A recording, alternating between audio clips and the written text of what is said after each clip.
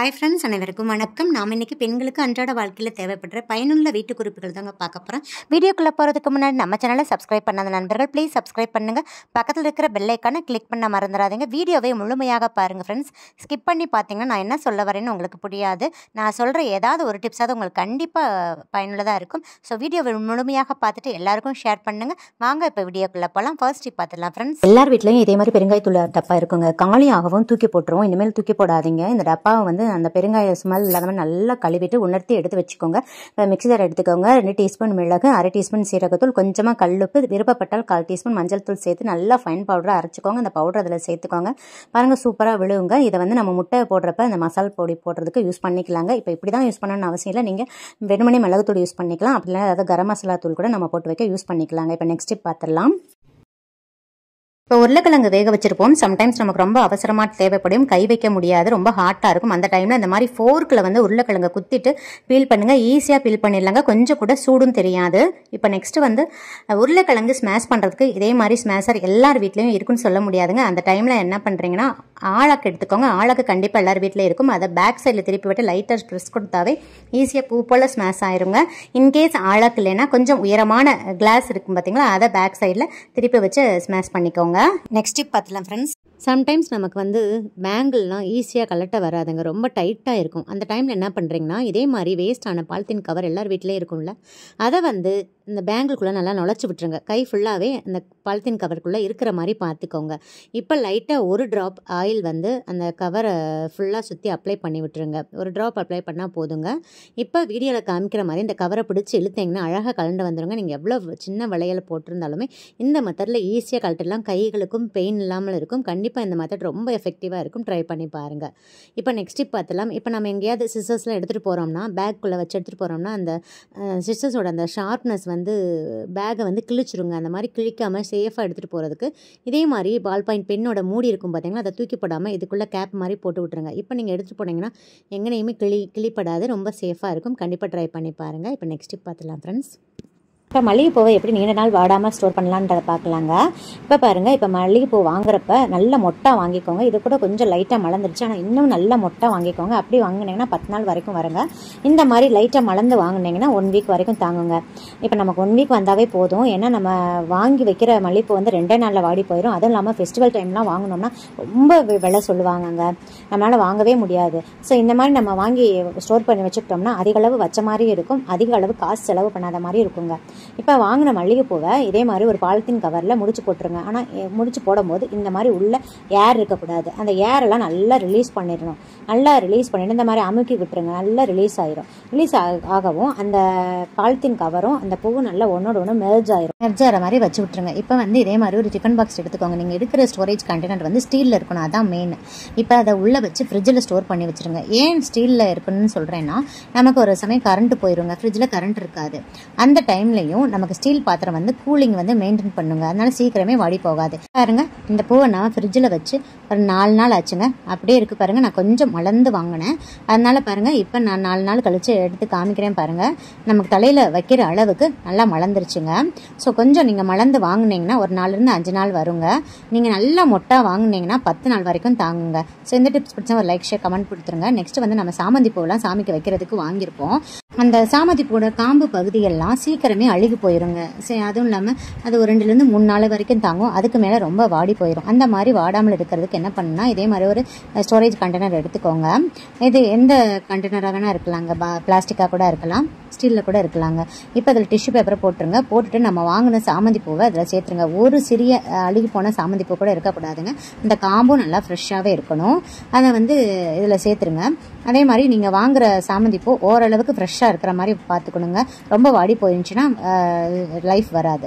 So இந்த மாதிரி ஃப்ரெஷ்ஷாக இருக்கிற சாமந்தி பூவை வாங்கி நம்ம ஸ்டோர் பண்ணிக்கிட்டோம்னா 10லேருந்து 15 நாள் வரைக்குமே அப்படியே இருக்குங்க. இது மேலேயும் டிஷ்யூ பேப்பரை அப்படியே போட்டு விட்டுருங்க. இந்த மாதிரி ஸ்டோர் பண்ணி வச்சுக்கோங்க. நெக்ஸ்ட் டிப் பார்த்துடலாம் ஃப்ரெண்ட்ஸ். எல்லார் வீட்லேயும் இந்த மாதிரி தொடப்பம் பயன்படுத்துவோங்க. இப்போ எல்லார் வீட்லேயும் இருக்கிற தொடப்பத்தில் வந்து இதே மாதிரி கைப்பிடி இருக்குன்னு நம்ம சொல்ல முடியாதுங்க. சில பேர் வந்து இந்த மாதிரி கைப்பிடி இல்லாத தொடப்பம் வச்சுருப்பாங்க. அதில் வந்து அந்த வயர் மாதிரி சுற்றி வச்சுருப்பாங்க. அந்த வயர் சுற்றி இருந்தாலுமே நமக்கு கூட்டுறப்ப ரொம்ப கையெல்லாம் அழுத்தம் கொடுக்குங்க, வலிக்கும். அந்த மாதிரி வலிக்காமல் இருக்கிறதுக்கு என்ன பண்ணுறதுன்னா இதே மாதிரி வேஸ்ட்டான சாக்ஸ் இருக்கும் பார்த்தீங்களா, அந்த சாக்ஸ் எடுத்துக்கோங்க. அதை வந்து இந்த தொடப்பத்துக்கு பின்பகுதியில் இந்த மாதிரி வீடியோ காமிக்கிற மாதிரி மாட்டி விட்டுருங்க. இது பெரிய சாக்ஸாக இருக்கிறதுனால நான் 2ஆக மடைச்சிருக்கேங்க. இப்போ இந்த சாக்ஸ் வந்து கலண்டு வராமல் இருக்கிறதுக்கு இதே மாதிரி ரப்பர் பேண்ட் போட்டு நல்லா செக்யூர் பண்ணிடுங்க. இப்போ நம்ம கூட்டுறப்ப நமக்கு கைக்கு அழுத்தமே கொடுக்காதுங்க, நல்லா வாட்டமாக இருக்கும், கையே வலிக்காது. ஸோ கண்டிப்பாக இந்த மெத்தடை ட்ரை பண்ணி பாருங்கள். இந்த மாதிரி கம்பி இருக்கிற பெருக்க மாதிரிலையும் இந்த பிளாஸ்டிக் மாதிரி கொடுத்துருப்பாங்களே, அதுக்கு தொலைஞ்சு போச்சுனாலும் நம்ம இந்த சாக்ஸை இந்த கம்பியில் மாட்டி நம்ம யூஸ் பண்ணிக்கலாங்க. கைக்கு அழுத்தம் இல்லாமல் சாஃப்டாக நம்ம கூட்டிக்கலாங்க. கண்டிப்பாக இந்த மெத்தடை ட்ரை பண்ணி பாருங்கள். ஸ்டிப் பார்த்துடலாம் ஃப்ரெண்ட்ஸ். பாருங்கள், இந்த மேட் வந்து எவ்வளோ நகலுதுன்னு. நம்ம ஒரு இடத்துல போட்டிருப்போம், அது வேறு இடத்துல இன்னொரு இடத்துல இருக்குங்க. அந்த மாதிரி நகலாமல் கிரிப்பாக இருக்கிறதுக்கு இதே மாதிரி டபுள் சைட் டேப்பை வந்து அந்த மேட்டோட 4 பக்கமும் ஒட்டிடுங்க. ஒட்டிட்டு அதுக்கப்புறம் டைல்ஸில் நம்ம ஃப்ளோரில் ஒட்டுறதுனால நல்ல கிரிப்பாக இருக்கும். பாருங்கள், நம்ம கால் வச்சு எவ்வளோ தொடச்சாலும் அதே இடத்துல நல்ல கிரிப்பா நின்னுக்குங்க. சம்டைம்ஸ் இந்த மேட்ல வந்து நம்ம கால் வைக்கும் போது ஸ்கிட் ஆகி வலிக்கு விழுகிறதுக்கும் நிறைய வாய்ப்பு இருக்கு. ஸோ இந்த மாதிரி கிரிப்பா இருந்துச்சுன்னா அந்த மாதிரி வலிக்கெல்லாம் விழுகாம நம்ம தடுக்கலாங்க. ஸோ இந்த டிப்ஸ் ரொம்ப எஃபெக்டிவா இருக்கும். கண்டிப்பா ட்ரை பண்ணி பாருங்க. நெக்ஸ்ட் ஸ்டெப் பார்த்துடலாம் ஃப்ரெண்ட்ஸ். பாருங்க, இப்போ ஆனியனை வந்து நம்ம வெட்டுறதுக்கு கத்தி தான் பயன்படுத்தணும்னு அவசியம் இல்லைங்க. பொட்டேட்டோ சீவுறது இருக்கு பார்த்தீங்களா, இதுலயே நம்ம அழகா சீவிடலாங்க. நல்ல ஸ்லைஸாக சீவி கிடைக்கும். பாருங்க எவ்வளோ ஸ்லைஸாக இருக்குன்னு. பிரியாணிக்கெலாம் நம்ம வெங்காயத்தை ஸ்லைஸாக கட் பண்ணணும்னா இந்த கிரேட்டரே நம்ம யூஸ் பண்ணிக்கலாங்க. இப்போ நெக்ஸ்ட் டிப் பார்த்துடலாம் ஃப்ரெண்ட்ஸ். இப்போ நம்ம நிறைய பேங்கிள்ஸ்லாம் யூஸ் பண்ணுவோம், அது எல்லாத்தையுமே ஒரே பாக்ஸில் அப்படியே கொசன்னு போட்டு வச்சுருவோங்க. நம்ம ஏதாவது ஃபங்க்ஷனுக்கு போகும்போது டக்குன்னு நம்மளால் எடுத்து போடக்கூட முடியாது. அதுக்கு நம்ம ஈஸியாக எடுத்து போடுற மாதிரி வீட்டிலேயே ஆர்கனைசர் பண்ணிடலாங்க. அதுக்கு வந்து குழந்தைங்க யூஸ் பண்ணுற நோட்டு இருக்கும் பார்த்தீங்களா, அது தீர்ந்ததுக்கப்புறம் அந்த நோட்டு அட்டையை தூக்கி போடாதீங்க. அதை வந்து அந்த நோட்டு அட்டையை 2 கட் பண்ணிக்கோங்க. கட் பண்ணிவிட்டு ஒவ்வொரு அட்டையும் இதே மாதிரி ரோல் பண்ணிவிட்டு ஸ்டேப்லர் பின் அடிச்சிருங்க, அந்த எண்ட்லையும் இந்த எண்ட்லையும். அதுக்கப்புறம் கீழே பேஸ்காண்டி ஸ்கொயர் ஷேப்பில் ஒரு அட்டையை கட் பண்ணிவிட்டு அதை அப்படியே ஒட்டி விட்டுருங்க. இப்போ வந்து கல் வளையல் தனியாக, கண்ணாடி வளையல் தனியாக ஈஸியாக அரேஞ்ச் பண்ணி இதே மாதிரி ஒரு பாக்ஸில் ஸ்டோர் பண்ணிக்கோங்க. டக்குன்னு நம்ம ஈஸியாக அக்சஸ் பண்ணிக்கலாங்க. ரொம்ப ரொம்ப எஃபெக்டிவாக இருக்கும். கண்டிப்பாக ட்ரை பண்ணி பாருங்கள். இதுக்குன்னு நம்ம தனியாக வந்து ஆர்கனைசர் வந்து ஆன்லைனில் செலவு பண்ணி வாங்க தேவையில்லைங்க. இப்போ நெக்ஸ்ட் பார்த்துடலாம். இப்போ நம்ம இந்த மாதிரி ட்ராலிலாம் யூஸ் பண்ணுவோம்ல, அதை வந்து எப்போயாவது அக்கேஷ்னலாக தான் எடுப்போம். மற்ற டைமில் வந்து லாஃப்ட்டில் போட்டு வச்சுருப்போம். அந்த ட்ராலியோட கிளாத் வந்து ரொம்ப ரஃப்பாக இருக்கிறதுனால ஈஸியாகவே ரொம்ப டஸ்ட்டு படிஞ்சிரும். அதை நமக்கு க்ளீன் பண்ணுறதுக்கு ரொம்ப கஷ்டமாக இருக்கும். ஸோ எப்போயுமே டஸ்ட்டு படாமல் நல்லா ஃப்ரெஷ்ஷாக இருக்கிறதுக்கு இதே மாதிரி வேஸ்ட்டான ஸ்கர்ட், இன்ஸ்கர்ட்லாம் இருக்கும்ல, அதை தூக்கி போடாமல் இதே மாதிரி ட்ராலிக்கு வந்து கவரை நம்ம ஃபிட் பண்ணி வச்சிடலாங்க. இந்த கயிறை வந்து நம்ம இப்படி சுருக்கி அழகாக கட்டிக்கலாம். உங்ககிட்ட இந்த மாதிரி ஸ்கர்ட் இதெல்லாம் இல்லைன்னா நைட்டி, வேஸ்ட்டான யூஸ் பண்ணாத நைட்டிலாம் வச்சுருப்போம்ல, அதை வந்து நம்ம ட்ராலிக்கு வந்து கவர் மாதிரி போட்டு விட்டுலாம். இதுக்குன்னு நம்ம காசு கொடுத்து ஆன்லைன்லேயோ கடையிலையோ தனியாக ட்ராலி கவர்னு வாங்க தேவையில்லைங்க. நமக்கு வேஸ்ட்டுன்னு தூக்கி போடுறதை நம்ம இப்படி யூஸ் பண்ணிக்கலாம். இப்போ நெக்ஸ்ட்டு பார்த்துடலாம் ஃப்ரெண்ட்ஸ். இப்போ மழை காலத்தில் மாவு ஒரு சில பேருக்கு புளிக்கவே புளிக்காதுங்க. அதுக்கு என்ன பண்ணுறதுனா, இப்போ மாவு ஆட்டினதுக்கு அப்புறம் நம்ம இதே மாதிரி கல்லுப்பு சேர்த்து நல்லா கை வச்சு மிக்ஸ் பண்ணிடணுங்க. கரண்டி வச்சுலாம் மிக்ஸ் பண்ணக்கூடாது, நல்லா கை வச்சு தான் மிக்ஸ் பண்ணணும். கல்லுப்பு சேர்த்துட்டிங்கன்னா இன்னும் ரொம்ப பெஸ்ட்டாக இருக்கும். இப்போ மிக்ஸ் பண்ண மாவை வந்து இப்போ எப்படி நம்ம சீக்கிரமே புளிக்க வைக்கலான்னு பார்க்கலாம். இப்போ இதே மாதிரி ஒரு அகலமான பிளேட் எடுத்துக்கோங்க. அது நல்லா கொதிக்கிற தண்ணியை ஊற்றிக்கோங்க. தண்ணி வந்து நல்லா கொதிக்கணும். 100 டிகிரி செல்சியஸ்க்கு நல்லா கொதிக்க வச்ச தண்ணியை ஊற்றிக்கோங்க. இப்போ வந்து இதில் நம்ம கை வச்சு மிக்ஸ் பண்ணி வச்சுருக்கிற அந்த மாவை தூக்கி வச்சுருங்க. இப்போ மூடி போட்டு க்ளோஸ் பண்ணிடுங்க. ஒரு 3 மணி நேரம் அப்படியே விட்டுருங்க. இப்போ பாருங்கள், ஒரு 3 மணி நேரம் கழித்து எடுத்து பார்த்தீங்கன்னா பாருங்கள், நல்லா பொங்கி வந்திருக்கு பாருங்கள். ஏர் பபிள்ஸ்லாம் அப்படியே ஃபார்ம் ஆகிருக்கு பாருங்கள். ஸோ இந்த மாதிரி செஞ்சிங்கன்னா உங்களுக்கு மழை காலத்துலலாம் சீக்கிரம் புளிச்சு வந்துடுங்க. சில பேர் வந்து இந்த ஊட்டி, கொடைக்கானல் இந்த மாதிரி ரொம்ப குளிர் பிரதேசத்தில் இருப்பாங்க, யூஎஸ்லலாம் இருப்பாங்க. அவங்களுக்கு வந்து சீக்கிரம் மாவு புளிக்க வைக்கிறதுக்கு இன்னொரு பெஸ்ட்டு மெத்தட் இருக்குங்க. இதே மாதிரி குக்கர் எடுத்துக்கோங்க. குக்கரை ஸ்டவ் மேலே வச்சுட்டு ஸ்டவ் ஆன் பண்ணிக்கோங்க. மூடி போட்டு க்ளோஸ் பண்ணிடுங்க. கேஸ் கட் போட தேவையில்ல, வெயிட்டும் போட தேவையில்ல. ஒரு 3 நிமிஷத்துக்கு ஹை ஃப்ளேமில் வச்சு நல்லா ஹீட் பண்ணிடுங்க. இப்போ பாருங்கள், ஹீட் ஆகிடுச்சு. குக்கரை மூடி தொட்டு பார்த்தா கூட நல்லா ஹீட்டாக இருக்கணும். ஸோ அந்த அளவுக்கு ஹீட் பண்ணிக்கோங்க. இப்போ நம்ம கை வச்சு மிக்ஸ் பண்ணி வச்சுருக்கிற மாவை உள்ளே தூக்கி வச்சுருங்க. மாவு பொங்கி வழியாமல் இருக்கிறதுக்கு உள்ள ஒரு கிளாஸை வச்சு விட்ருங்க. இப்போ கேஸ் கட்டை போட்டு மூடியை போட்டு மூடிடுங்க. அப்போ தான் ஹீட் ஏர் வெளியே போகாமல் இருக்கும். மேலே இந்த ஹோல் வழியாகவும் ஹீட் ஏர் வந்து வெளியே வராமல் இருக்கிறதுக்கு வெயிட் போட்டு விட்டுருங்க. இப்போ வந்து நல்லா உங்களுக்கு ஹீட்டு உள்ளே ஃபார்ம் ஆகிறதுக்கு இதே மாதிரி ஒரு கெட்டியான டர்க்கி டவல் அல்லது ஏதாவது ஒரு கெட்டியான டவல் இருந்துச்சுன்னா அதை போட்டு அப்படியே க்ளோஸ் பண்ணி வச்சுருங்க. ஒரு 3 மணி நேரம் கழித்து பாருங்கள். இப்போ பாருங்கள், ஓப்பன் பண்ணி காமிக்கிறேன். பாருங்கள், நல்லா மாவு பொங்கி வந்திருக்கு பாருங்கள். சூப்பராக புளிச்சு வந்திருக்கு. கிளாஸும் அப்படியே மேலே எலும்பி வந்திருக்கு பாருங்கள். ஸோ இந்த கிளாஸ் எல்லாம் எடுத்துகிட்டு பாருங்கள், நான் மிக்ஸ் பண்ணி காமிக்கிறேன். சூப்பராக பொங்கி வந்திருக்கு. இந்த மாவை பயன்படுத்தி நீங்கள் இட்லி, தோசை ஊற்றினீங்கன்னா நல்ல ப்ளஃபியாக இட்லி வருங்க. தோசையும் நல்ல மொறுமொறுன்னு வரும். ஸோ ரொம்ப மழை காலத்தில் சீக்கிரம் மாவு வந்து நல்லா புளிக்க வைக்கிறதுக்கு இந்த மெத்தடை ஃபாலோ பண்ணி பாருங்கள். இப்போ நெக்ஸ்ட் டிப் பார்த்துடலாம் ஃப்ரெண்ட்ஸ். இதே மாதிரி செயினில் நம்ம யூஸ் பண்ணுவோம் பார்த்தீங்களா, கோல்டாக இருந்தாலும் பரவாயில்ல, கவரிங் செயினாக இருந்தாலும் பரவாயில்ல. அந்த செயினோட ஹூக் வந்து சம்டைம்ஸ் நமக்கு அறுந்து போயிடும். சம்டைம்ஸ் நமக்கு அர்ஜென்ட்டாக நம்ம ஃபங்க்ஷனுக்கு மாட்டிட்டு போக வேண்டியதாக இருக்கும். அந்த டைமில் நம்ம சேஃப்டி பின்னை மாட்டுறதுக்கு பதில் இதே மாதிரி தோடில் நம்ம வச்சுருப்போம்ல, அந்த தோடோட திருகாணியை கழட்டிடுங்க. கழட்டிட்டு அந்த செயினோட 2 ஹோல்ஸ்லையும் அந்த தோடை மாட்டிடுங்க. மாட்டிட்டு பின்னாடி பக்கம் திருகாணியை டைட் பண்ணி விட்டுருங்க. இப்போ பாருங்கள், ஒரு டாலர் செயின் மாதிரியே நமக்கு அழகாக கிடச்சிருங்க. ஸோ நமக்கு வந்து இந்த மாதிரி ஹூக் இல்லாத டைமில் இந்த மாதிரி டாலரை மாட்டி நம்ம அழகாக நம்ம டாலர் செயின் மாதிரி வியர் பண்ணிட்டு போகலாம். இந்த டிப்ஸ் வந்து ரொம்ப எஃபெக்டிவாக இருக்கும். கண்டிப்பாக அந்த டிப்ஸை எல்லாருமே ட்ரை பண்ணி பாருங்கள். இப்போ நெக்ஸ்ட் டிப் பார்த்துலாம் ஃப்ரெண்ட்ஸ். இப்போ பூண்டை வந்து ஈஸியாக உரிக்கிறதுக்கு என்ன பண்ணலான்னு பார்க்கலாங்க. இதே மாதிரி டிக்டாக் கிளிப் இருக்கும் பார்த்தீங்க, பெண் குழந்தைங்களாம் யூஸ் பண்ணுவாங்க பார்த்தீங்களா, அதை எடுத்துக்கோங்க. இந்த கையில் நெகம் இல்லாதவங்களுக்கு இந்த டூல் வந்து ரொம்ப யூஸ்ஃபுல்லாக இருக்கும்.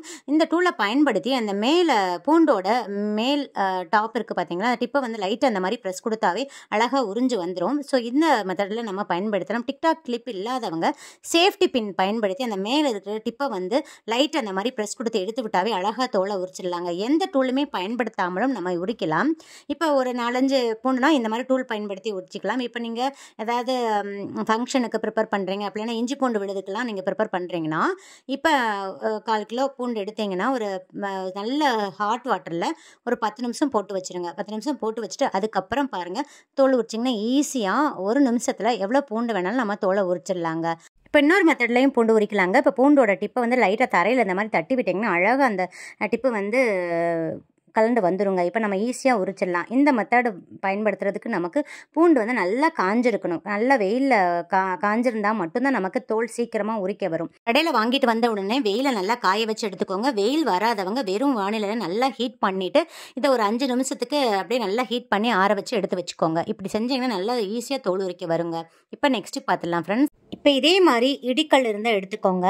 இதில் வந்து 2 பூண்டு தோலோடு சேர்த்துக்கிறேங்க. நெக்ஸ்ட்டு 1 டீஸ்பூன் மிளகு, குறுமிளகு சேர்த்துக்கோங்க. நெக்ஸ்ட்டு 1 பிரியாணி இலையை நல்லா பிச்சு சேர்த்துக்கோங்க. இப்போ நல்லா தட்டிடுங்க. நல்லா மையாக அரைக்கிற அளவுக்கு நல்லா அரைச்சி கொடுத்துருங்க. நீங்கள் மிக்சியில் வேணால் கூட அதை போட்டுக்கலாங்க. இப்போ நல்லா அரைச்சாச்சு. இதை ஒரு கிண்ணத்துக்கு ட்ரான்ஸ்ஃபர் பண்ணிடுங்க. 1 கிளாஸ் தண்ணி ஊற்றி நல்லா மிக்ஸ் பண்ணிடுங்க. இப்போ மூடி போட்டு க்ளோஸ் பண்ணிவிட்டு 2லேருந்து 3 மணி நேரம் அப்படியே விட்டுருங்க. அப்போ தான் நம்ம சேர்த்த பொருளோட எசன்ஸ் எல்லாமே இந்த தண்ணியில் இறங்கி நல்லா எஃபெக்டிவாக இருக்கும். இப்போ பாருங்கள், இதே மாதிரி ஒரு வடிகட்டி யூஸ் பண்ணி வடிகட்டிடுங்க. இப்போ இந்த தண்ணியை வந்து இதே மாதிரி ஒரு ஸ்ப்ரே பாட்டிலில் சேர்த்துக்கோங்க. உங்ககிட்ட ஸ்ப்ரே பாட்டில் இல்லைன்னா வேஸ்ட்டு ஜூஸ் பாட்டில் இருந்துச்சுன்னா அந்த ஜூஸ் பாட்டிலுக்கு மேலே இருக்கிற மூடியில் நல்லா ஹோல் போட்டு அதை கூட நம்ம பயன்படுத்திக்கலாங்க. இப்போ பாருங்கள், இப்போ இந்த கரப்பாம்பூச்சி தொல்லைக்கான சொல்யூஷன் வந்து ரெடி ஆயிடுச்சு. இதை நம்ம எப்படி பயன்படுத்தலாம்னு பார்க்கலாம். நைட் நேரத்தில் தான் நம்ம பயன்படுத்தணும். ஏன்னா நைட்டில் தான் அதிக அளவு கரப்பாம்பூச்சி நடமாடுங்க.